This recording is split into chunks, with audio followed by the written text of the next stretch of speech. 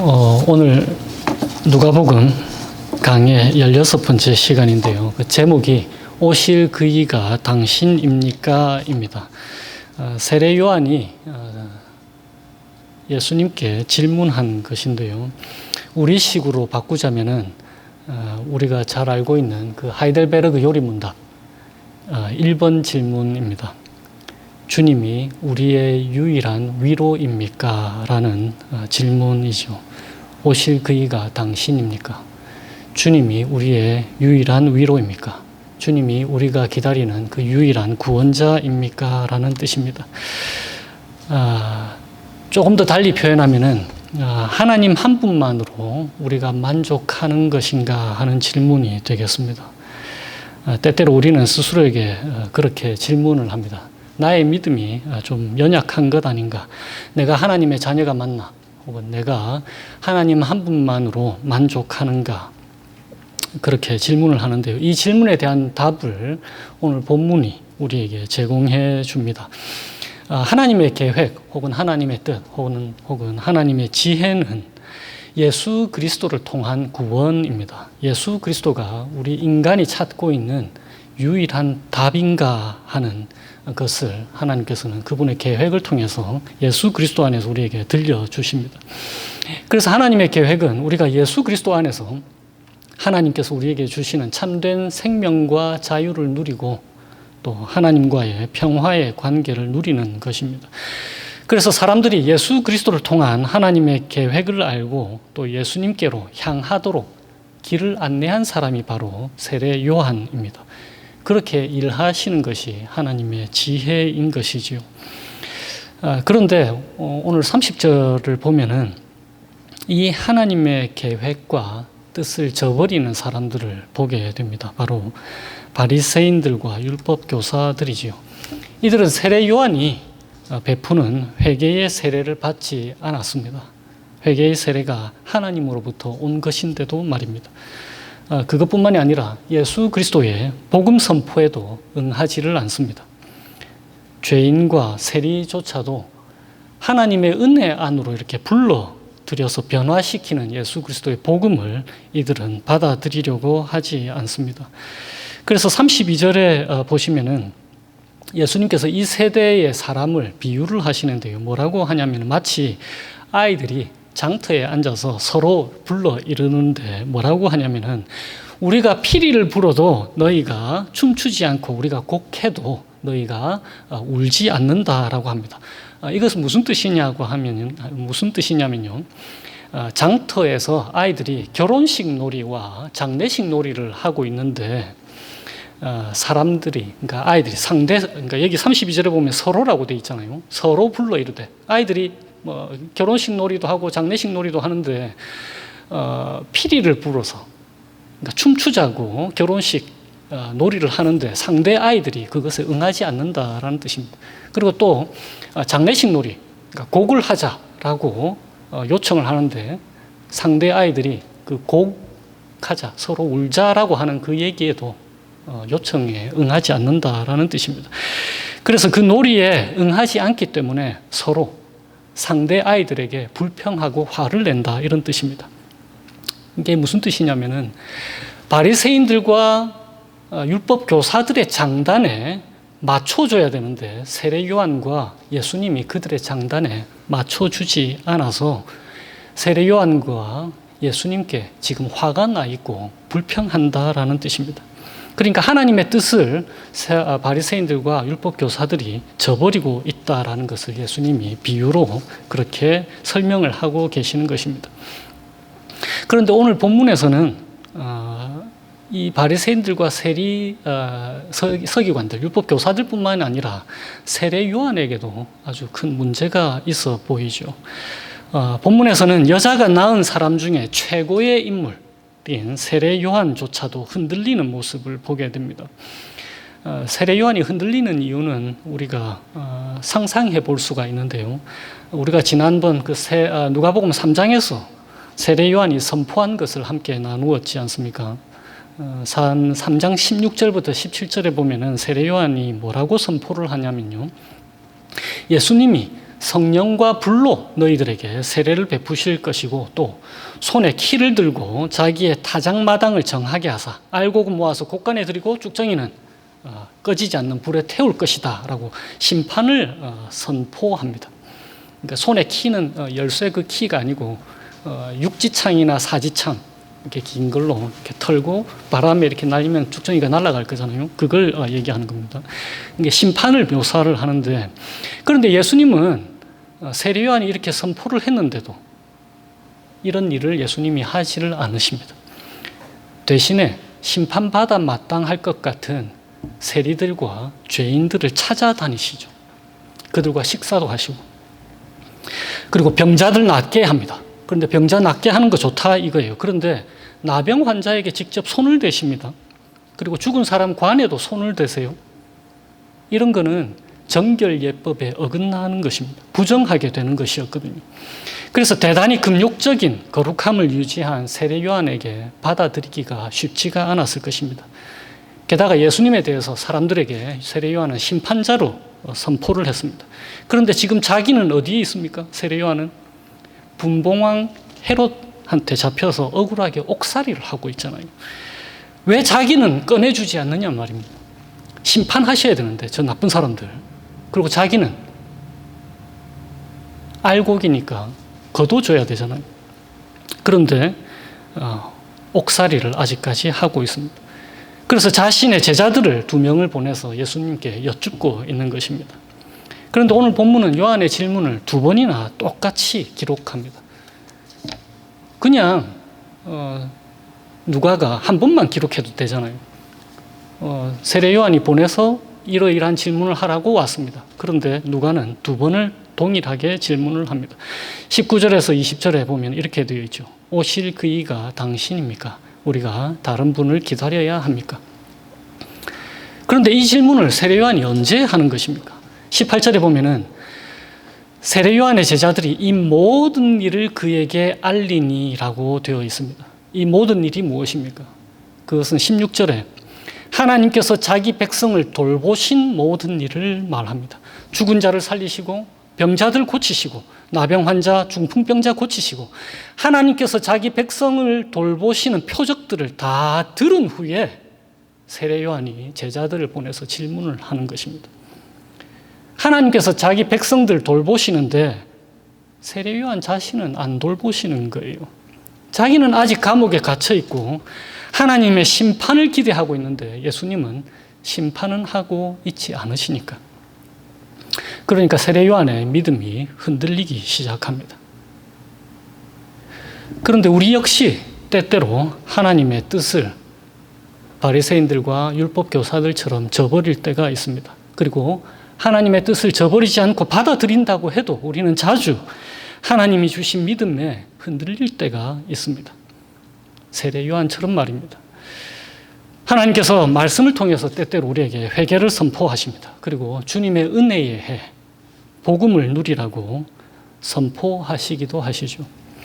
그리고 주님께 우리가 기도할 때에 주님이 우리 소원대로 들어주지 않으시면은 우리 방식대로 해달라고 불평하고 화내는 장터의 아이들과 같습니다. 반대로 우리는 주님의 초청에 응하지 않을 때가 있지 않습니까? 우리는 때때로 청개구리 같습니다. 매일 기도하고 말씀을 읽는다고 다 하나님과 동행하는 것이 아닙니다. 제 아이 다인이가 좋아하는 친구 혹은 형이 한 명 있는데요. 세인루이스에 살지는 않고 다른 곳에 사는데 기숙사 룸메이트와 전혀 대화하지도 않고 인사하지도 않는다고 합니다. 같은 방을 쓰는데도 불구하고 말입니다. 그런데 우리도 때때로 하나님께 이런 식으로 대합니다.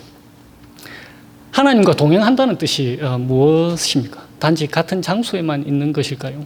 하나님 우리와 늘 함께 계시잖아요. 그러니까 예배 장소에 있는 것 그런 것이 아닐 것입니다. 대화하고 성경 말씀 하나님께서 주시는 것 그거에 반응해서 기도하면서 대화하는 것 모든 일에 하나님을 초대하고 그분의 초대에 응답하고 인도하심에 순응하는 것 그것이 동행이잖아요. 그래서 이 동행을 위해서 하나님께서 우리 믿는 자들에게 하나님의 영, 그리스도의 영, 양자의 영을 주셔서 우리와 함께 항상 함께 있기를 원하시지 않습니까? 이것이 하나님의 지혜인데 우리는 이 지혜에 때때로 응하지를 않습니다. 또 우리는 하나님의 섭리, 그러니까 섭리는 하나님의 선하신 주권인데 우리는 하나님의 섭리를 믿습니다. 이 땅을 사는 동안 우리는 아픔과 고통을 당하기 마련입니다. 의인이나 악인이나 다 함께 고통을 당하게 되어 있죠. 그렇지만 그래도 복음은 이러한 아픈 상황조차도 하나님의 섭리로 축복으로 변화시켜 주는 것을 우리가 믿지 않습니까? 그런데도 우리는 우리 방식대로 하나님께서 해 주셔야 된다고 불평할 때가 있습니다. 세례 요한처럼 우리는 하나님에 대한 믿음에 흔들릴 때가 있는 것입니다. 그런데 하나님의 은혜를 한번 보십시오. 믿음이 흔들리는 세례 요한에 대해서 예수님은 그에게 화를 내시지를 않으세요. 세례 요한의 질문으로 다시 돌아가 보십시다. 누가는 세례 요한의 질문을 2번 똑같이 반복을 하고 있습니다. 그리고 이 질문은 세례 요한의 제자들이 그에게 예수님이 하신 모든 일을 다 알려준 뒤에 나온 질문입니다. 그런데 세례 요한의 질문에 대한 예수님의 대답을 보십시다. 22절에 이렇게 기록하십니다. 예수님께서 대답하여 이르시되 너희가 가서 보고 들은 것을 요한에게 알리되, 보고 들은 것을 요한에게 다시 알리라고 얘기하십니다. 22절에 알리다와 18절에 요한의 제자들이 세례 요한에게 알린 것, 그 알리다는 둘 다 동일한 헬라어 단어입니다. 이미 모든 일을 세례 요한에게 알렸어요. 그런데 또 다시금 보고 들은 것을 세례 요한에게 증거하라고 하십니다. 22절에 예수님께서 말씀하십니다. 맹인이 보며 못 걷는 사람이 걸으며 나병 환자가 깨끗함을 받으며 귀먹은 사람이 들으며 죽은 자가 살아나며 가난한 자에게 복음이 전파된다 하라. 이 말씀은 메시아 시대가 도래할 때에 어떤 일이 일어날 것인지를 하나님께서 오래전에 이사야 선지자를 통해서 약속해 주신 말씀입니다. 이사야서 곳곳에 적혀 있는 말씀을 예수님께서 한 절로 묶어서 세례 요한의 제자들에게 다시금 알려주시는 것입니다. 그러니까 예수님이 하시는 일들이 하나님이 약속하신 메시아 곧 구원자임을 그렇게 증명해 준다라는 것입니다. 예수님이 그분이다라고 말입니다. 그리고 또 한 가지, 예수님을 통해서 그 하나님께서 약속하신 그 구원의 때가 이제 이르렀다라는 것을 세례 요한에게 증거해 주시는 것입니다.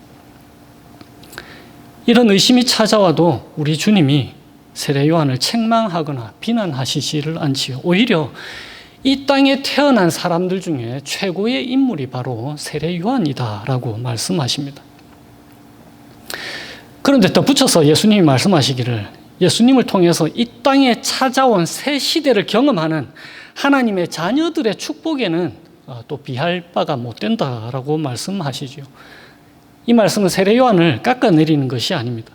예수님을 통한 구원을 이 땅에서 직접 경험하는 사람들이 누리는 그 축복을 대단히 높여서 1차적으로는 이 말씀을 듣는 제자들을 높여주는 말씀입니다. 우리가 누가복음 10장에서 함께 나누게 될 텐데요. 누가복음 10장에서 예수님께서 70명의 제자들을 선발해서 세상에 내보내십니다. 둘씩 짝지어서 이 동네 저 동네 곳곳으로 보내시면서 하나님의 나라를 선포하고 사탄의 권세를 무너뜨릴 능력을 제자들에게 주십니다.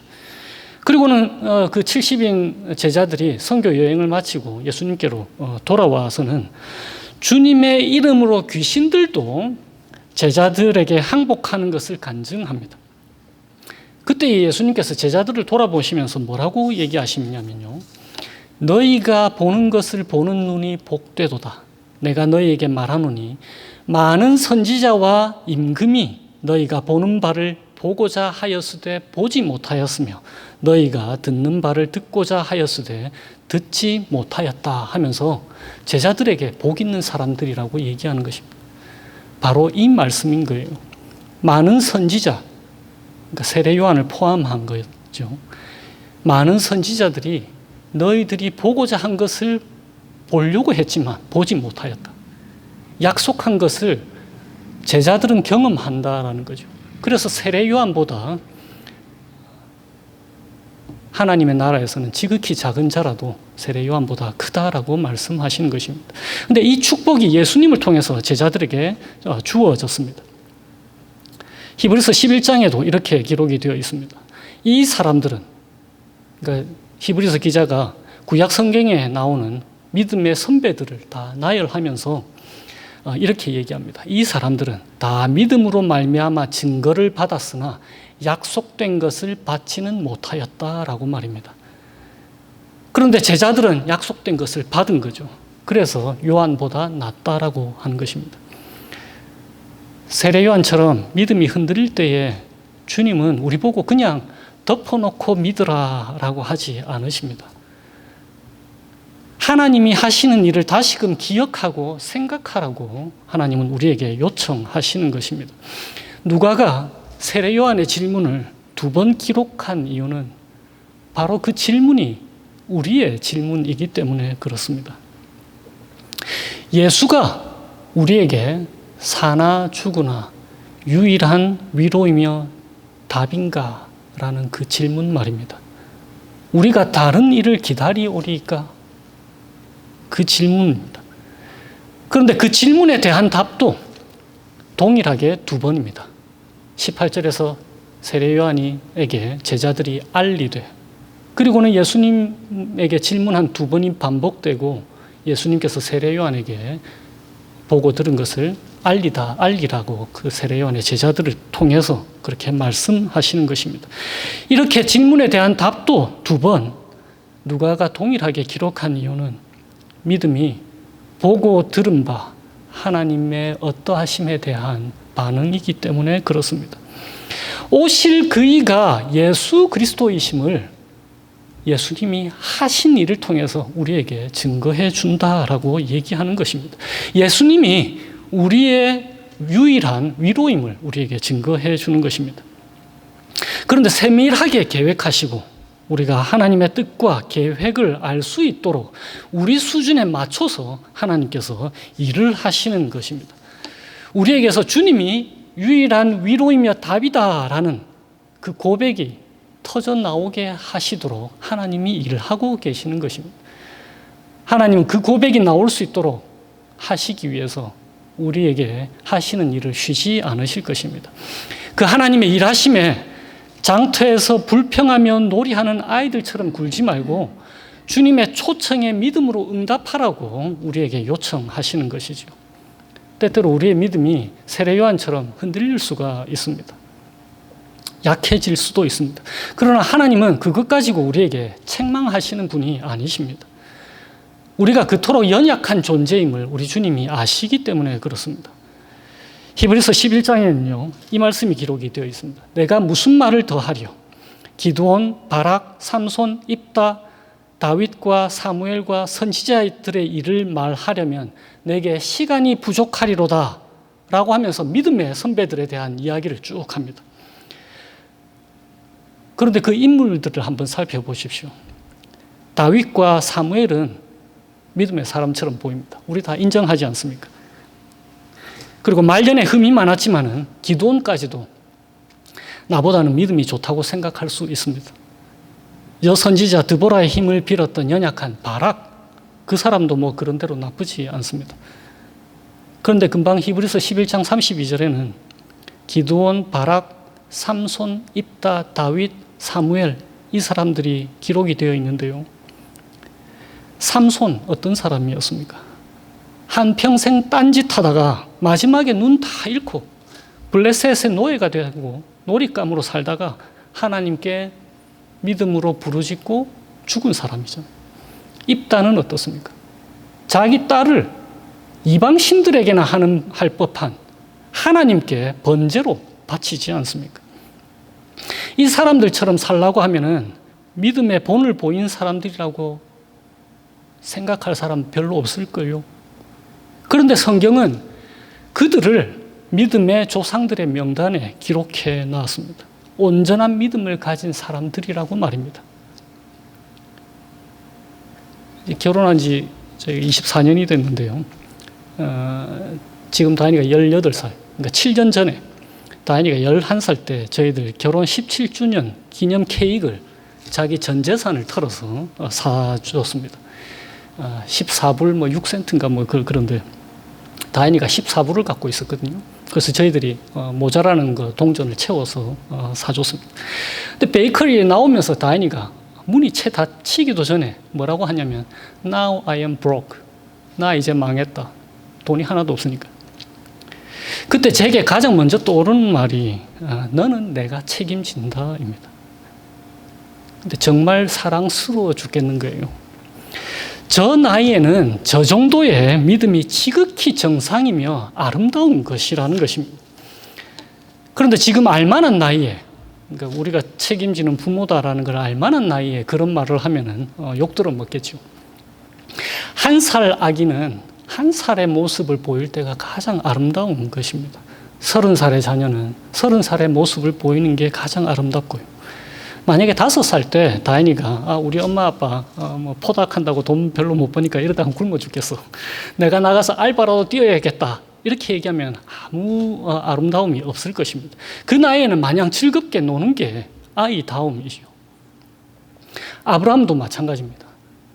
100세 때 낳은 아이 이삭, 하나님께 번제로 바치라고 하나님께서 시험을 하셨을 때에 그 시험의 믿음으로 응하지요. 그런데 만약에 처음 갈대아 우르 지역에 살 때에 외아들이 있었다고 가정하고 그때 바치라 했으면 그 시험에서 아마 떨어졌을 거예요.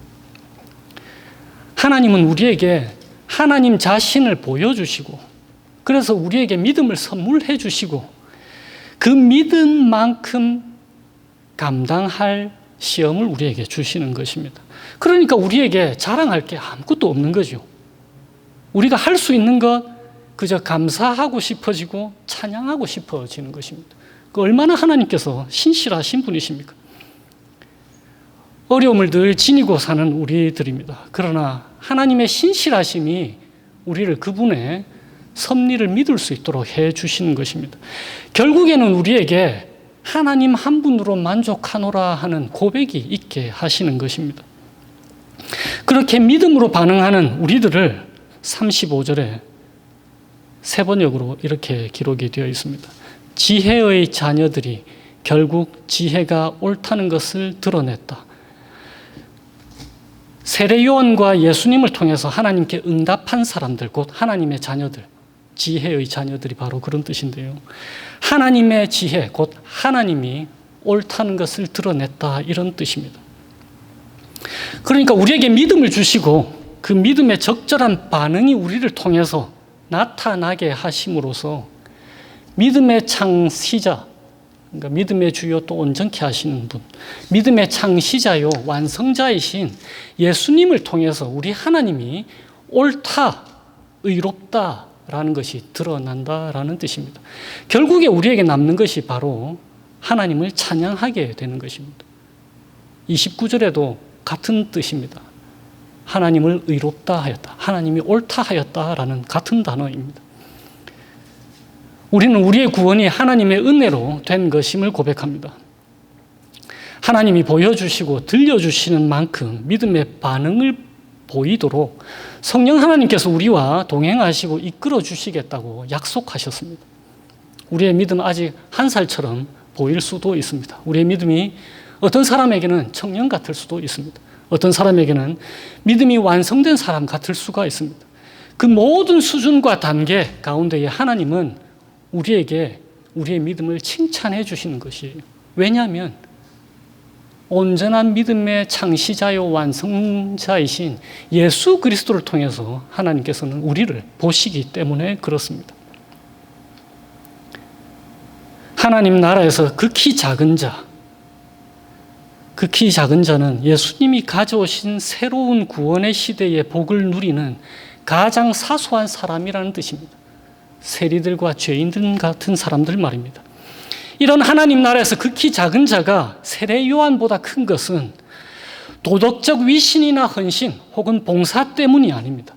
봉사로 말할 것 같으면 세례 요한보다 나은 사람들이 얼마나 있겠습니까?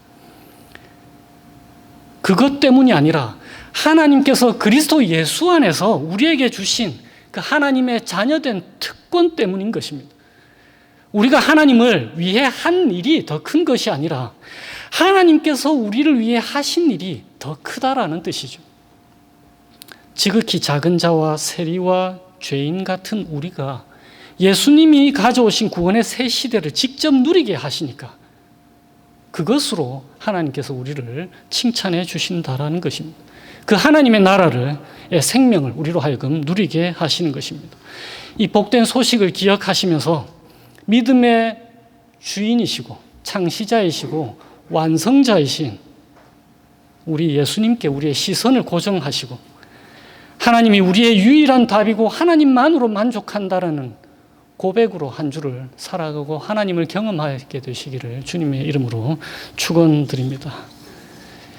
기도하시겠습니다.